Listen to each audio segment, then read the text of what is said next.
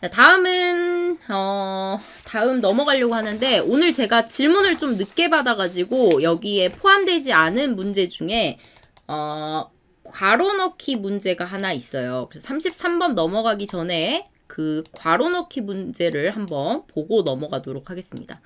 좀 시간이 없어서 제가 직접 타자로 칠 건데, 여러분들이 보고 같이 한번 생각 한번 해볼게요.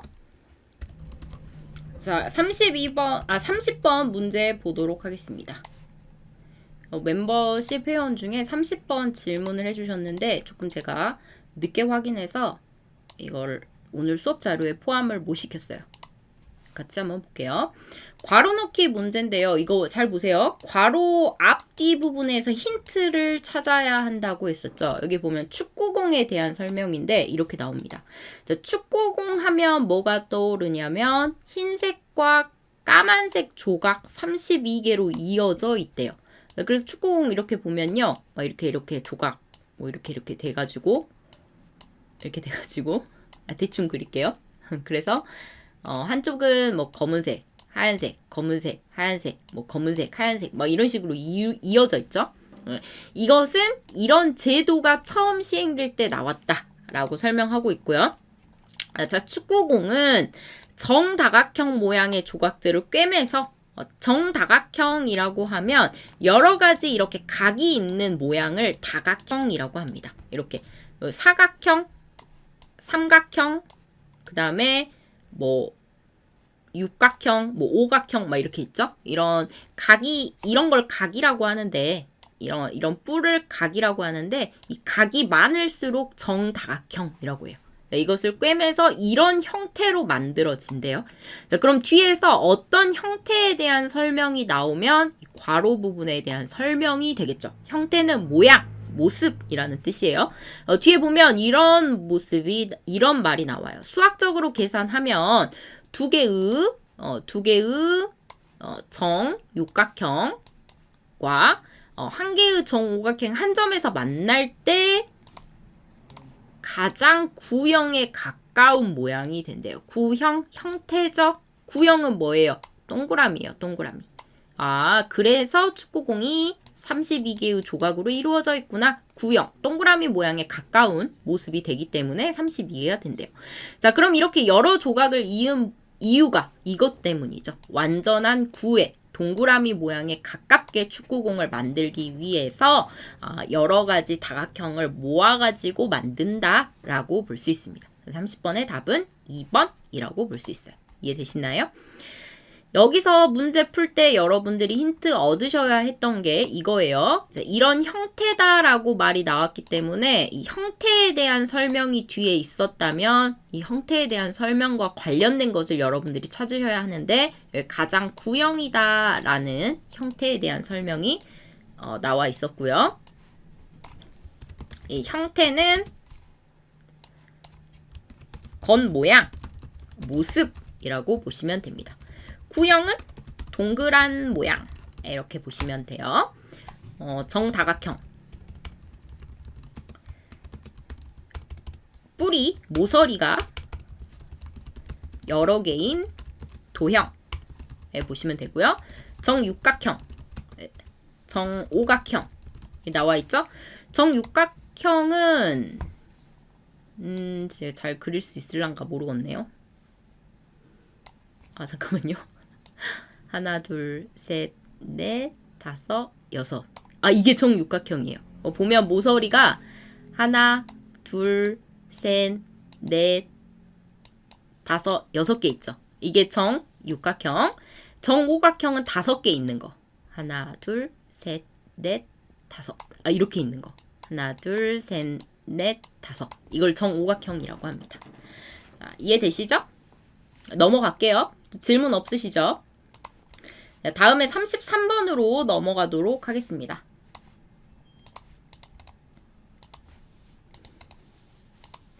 자, 자, 다음은 33번 문제인데요. 윗글의 내용과 같은 것을 골라라 라고 되어 있죠. 자, 이거 33번 문제를 뽑은 이유 중에 하나 보면요. 여러분들이 위에 글을 읽고 추측해서 옳은지 틀린지 답을 골라야 하기 때문이에요. 물론 답은 쉽게 고를 수 있지만 틀린 답 중에 여러분들이 확인하기 어려운 답이 있습니다. 자, 이거 먼저 여러분들 쉽게 확인하기 위해서 제가 글을 한번 정리해 왔는데 이거 같이 한번 볼게요. 이렇게 같이 보도록 하겠습니다. 네, 폴리님 이해하셨습니다 라고 해주셨네요. 감사합니다. 볼게요. 자, 도로 환경에서 노란색을 가장 많이 활용하는 이유는 이라고 나와 있죠. 아, 노란색을 제일 많이 쓴대요. 우리 도로에서. 길에 표시할 때도 그렇고 노란색을 많이 쓰는데 그 이유에 대해서 지금 설명하고 있습니다.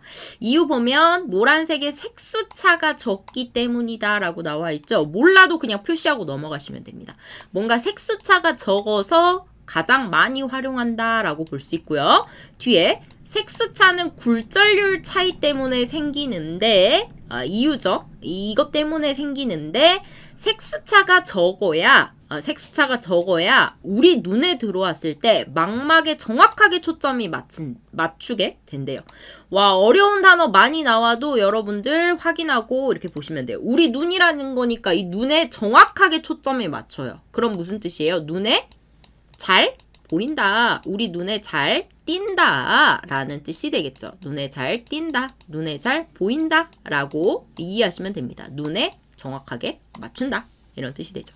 네, 이런 과학적인 이유로 그러니까 노란색이 색수차가 적어서 우리 눈에 정확하게 초점이 맞춰진다라는 이유 때문에 어린이 보호 차량에 노란색을 많이 사용한대요. 잘 보여야 하니까 어린이 보호 차량에도 사용하고요.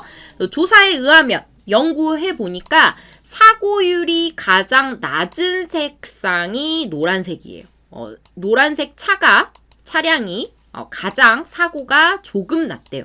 그래서 어린이 보호 차량에 노란색을 썼고 반대로 사고가 가장 많았던 색이 파란색이다 라고 나와 있죠. 파란색은 노란색과 반대로 색상 인식률이 떨어지기 때문이다 라고 나와 있습니다. 색상 인식률 무슨 뜻이에요? 인식하다 라는 게 확인하다, 생각하다 라는 뜻이 되기 때문에 색상을 파악하는, 이게 무슨 색인지 확인하는 확률, 이렇게 볼 수 있겠죠. 색을 알아보는, 확인하는 확률, 가능성이 가장 낮다라고 이해하시면 됩니다. 색상 인식률이라는 건요. 자, 그러면 여기서 이 노란색과 반대로라는 말 때문에 우리 알 수 있는 거 이거예요. 노란색과 파란색은 서로 반대되는구나 라는 거 알 수 있어요. 그죠? 자, 그러면 이렇게 볼 수 있습니다. 자, 이거 한번 추측 한번 해볼까요? 자, 이렇게 볼 수 있어요. 자, 노란색은 색수차가 적기 때문에 색수차가 적어서 우리 눈에 초점이 정확하게 맞는다라고 되어 있고 파란색은 노란색과 반대로 인식률이 낮다라고 되어 있으니까 반대니까 노란색은 인식률이 높다라고 볼 수 있겠죠. 자, 그럼 인식률이 낮다라는 것은 우리 눈에 정확하게 초점이 맞게 되지 않는다, 맞지 않는다 라고 볼 수 있고요. 그래야 노란색과 파란색이 반대될 수 있겠죠. 또 색수차가 적다라는 것과 반대되려면 파란색은 색수차가 많다라고 볼 수 있겠죠. 이해되시나요? 자, 이렇게 이 노란색과 반대로라는 말 때문에 파란색의 색수차, 파란색의 인식률, 초점 맞는지 안 맞는지까지 노란색과 비교해서 여러분들이 아실 수 있어요. 자, 그러면 내용 보면요. 보세요. 노란색 색수차가 적어서 눈에 선명하게 보인다. 답은 금방 확인할 수 있어요. 왜요? 여기 색수차가 적어서 눈에 정확하게 초점이 맞춰진다. 1번 답인 걸 바로 확인할 수 있겠죠. 자, 그런데 밑에 보세요. 좀 내릴게요. 자, 노란색은 어린이 차량에 사용돼요. 어린이들이 좋아해서 아니에요. 뭐 때문에요? 앞에 나왔었던 눈에 잘 보이는 차량이기 때문에 어린이 보호 차량에 사용되고, 자, 그래서 사고율이 가장 낮다라고 말했죠. 어린이 보호 차량에 사용되는 이유가 사고율이 낮기 때문에 라고 볼 수 있습니다. 자, 파란색 사고율이 높은 이유 색수차가 적기 때문에 색수차 파란색 나왔고요. 파란색은 노란색과 달리 인식률이 높아서 초점이 잘 맞는다, 맞지 않는다. 이거 방금 본 이 표시를 통해서 여러분들이 알 수 있겠죠. 아, 이거 보이시나요? 이거 좀 지우고 같이 볼게요. 네, 이거 아까 노란색과 반대된다고 했으니까 초점이 맞지 않는다. 네, 이렇게. 그리고 파란색은 색수차가 많다. 자, 그래서 초점이 맞지 않고 인식률이 높다. 볼 수 있기 때문에 파란색 색수차가 적다가 아니라 많다죠. 적다 틀렸습니다. 색수차 적은 건 파란색이 아니라 노란색이었어요. 자, 다음에 4번 파란색은 노란색과 달리 인식률이 높다라고 했는데 인식률 낮다라고 나와 있었어요. 인식률이 떨어져서라고 나와 있었죠. 자, 그래서 여기 일단 틀렸고요. 초점이 잘 맞는다도 노란색에 대한 설명이었죠. 서로 노란색과 파란색 반대되니까 여기서는 초점이 맞지 않는다라고 해야 맞는 답이 되겠습니다. 답은 1번이라고 볼 수 있어요. 이해되시나요?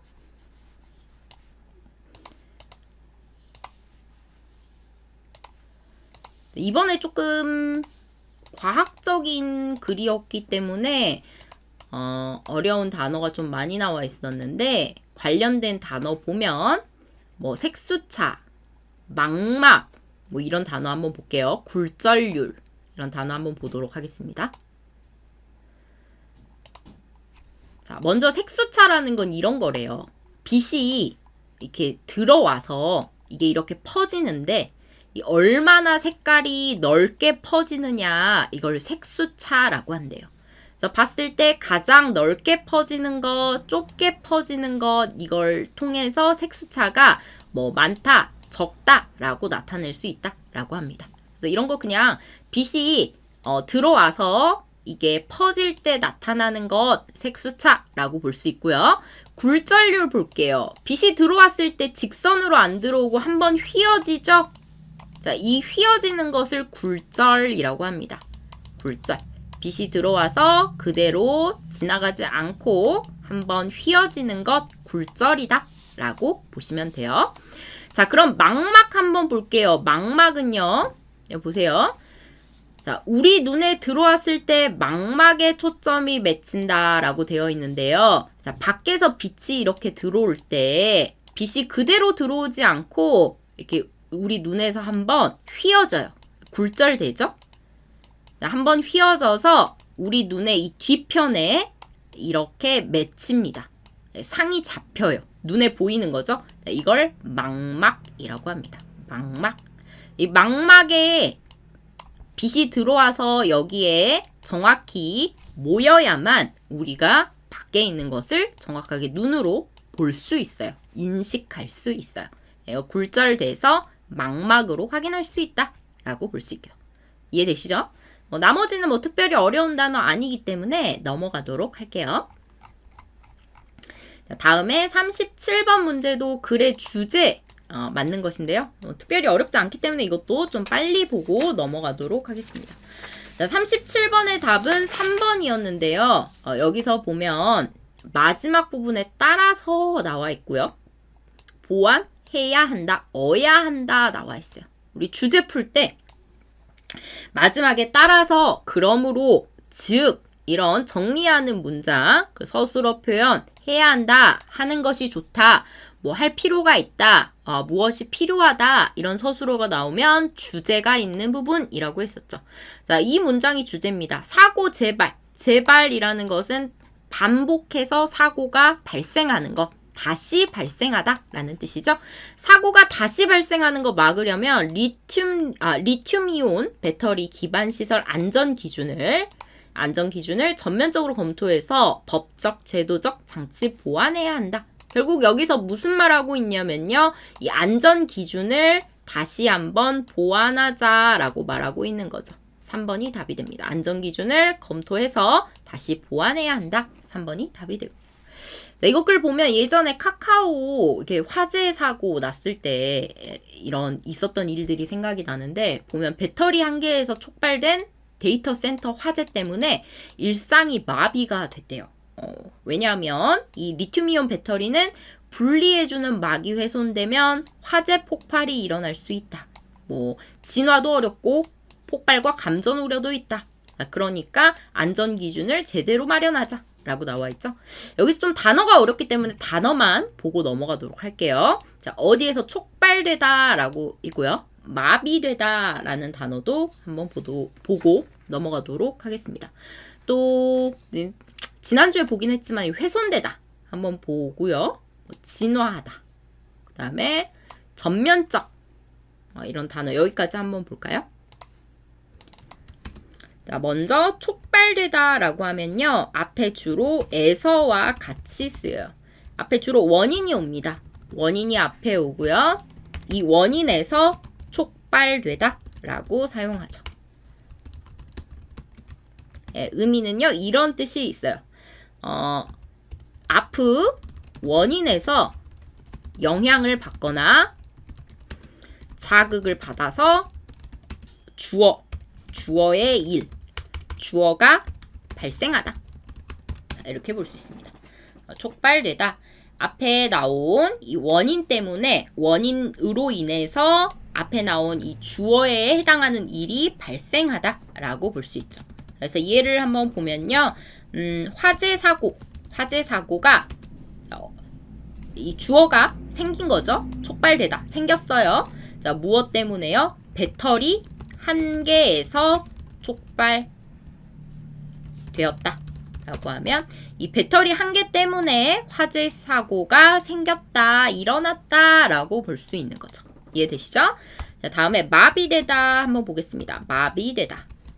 어떤 것이 마비되다, 주어 이가만 앞에 오는데요. 정지되다 라고 보시면 돼요. 어떤 원래 있었던 기능이 느려지거나 정지되다 라는 뜻이 있습니다.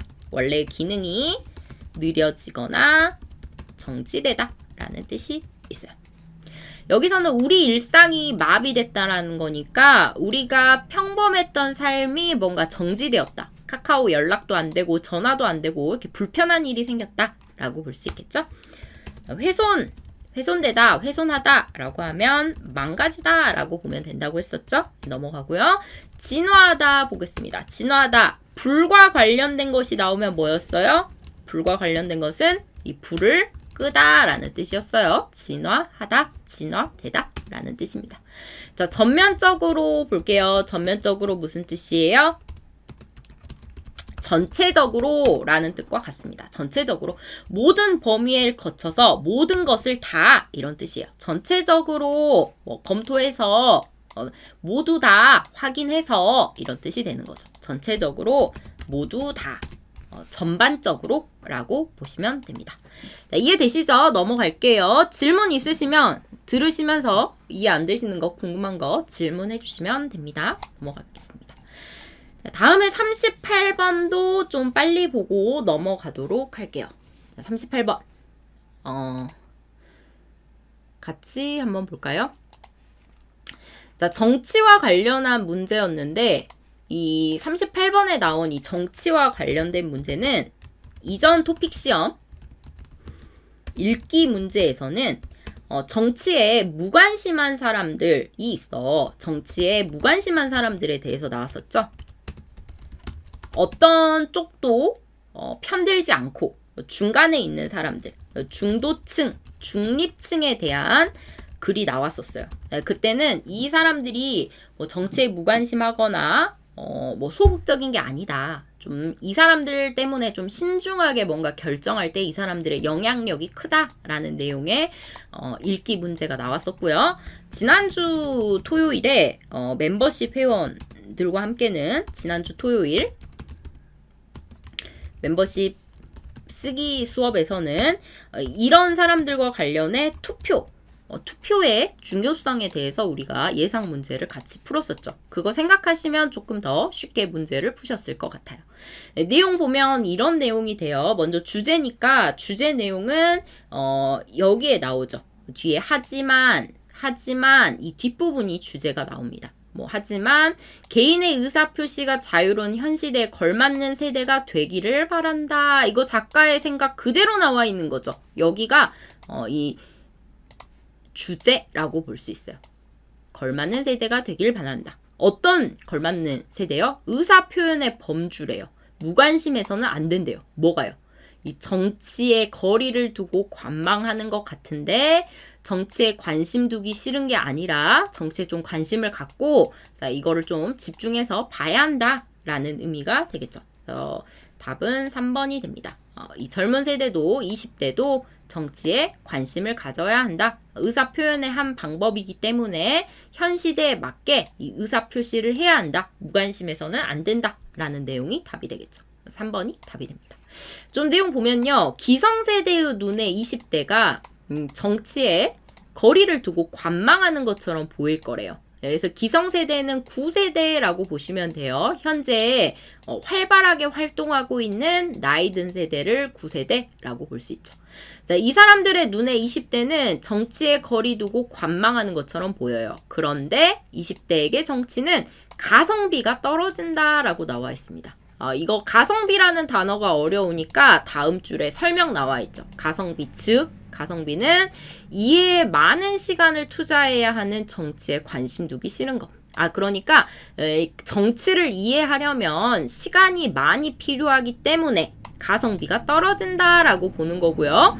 그래서 정치에 관심을 두기가 싫은 거죠. 자, 이는 이렇게 관심을 두지 않는 것은 자칫 무관심으로 보일 수 있지만 정치가 어렵게 느껴져서 겁을 먹은 걸 수도 있대요. 20대가 정치에 관심이 없는 것에 대해서 지금 분석하고 있죠.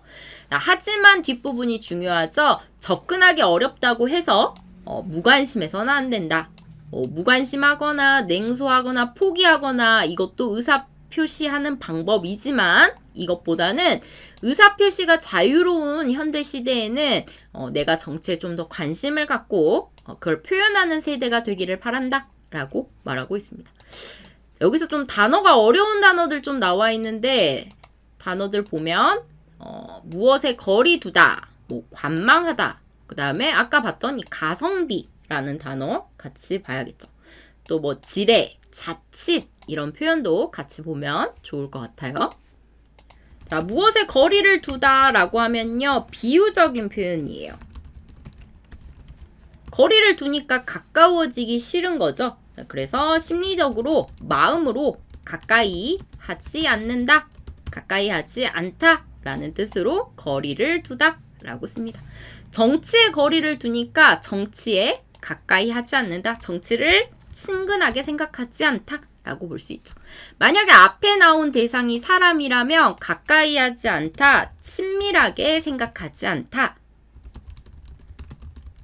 이런 의미로 생각하시면 되겠습니다. 만약에 앞에 나온 게 사람이라면요. 관망하다 한번 볼게요. 어떤 것을 관망하다 라고 쓰는데요. 을을 관망하다. 자, 관망하다 라고 하면 관망이란 뜻이 내가 직접 관련된 사람으로서 보지 않고 관련된 사람으로 보기보다 한 발 뒤로 물러서서 살펴보다. 어떻게 해요? 객관적으로 살피다 라는 의미 관망하다 볼 수 있습니다.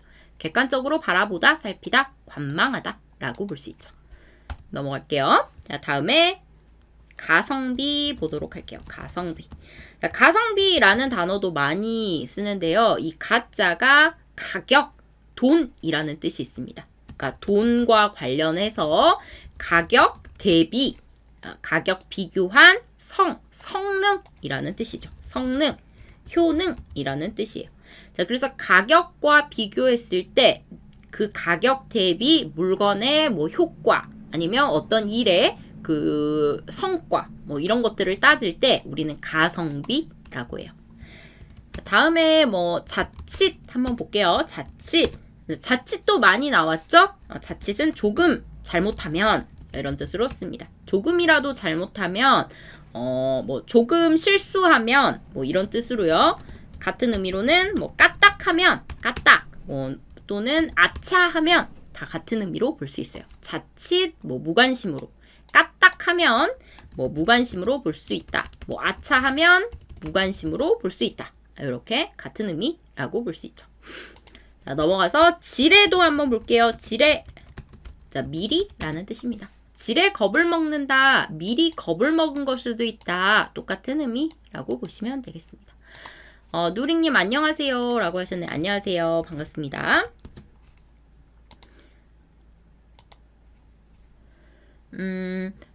릴리님이 접근하다 냉소 설명해 주세요 라고 하셨네요. 접근하다 냉소 한번 보도록 하겠습니다. 여기 접근하다 있고요. 냉소 여기 있죠. 자, 접근하다라는 것은 앞에 애가 와요. 무엇에 접근하다 라고 해서 어떤 대상에 가까이 다가가다 라는 뜻이 있습니다. 접이요. 가다 라는 뜻이고요. 근이 가까이 라는 뜻이라서 가깝게 근처로 가깝게 가다 접하다 만나다 라는 뜻이죠. 가까이 다가가다 만나다 이런 뜻이 있어요. 냉소는요. 이 냉면 할 때 냉이에요. 차가운 소 미소라는 뜻입니다. 차가운 미소라는 뜻으로 의미 자체는 비웃음이라고 보시면 돼요. 어떤 대상을 비판하거나 부정적으로 보면서 웃는 것 있죠? 그럴 때 비웃음을 나타내는 의미로 냉소라고 볼 수 있어요. 이해되시나요?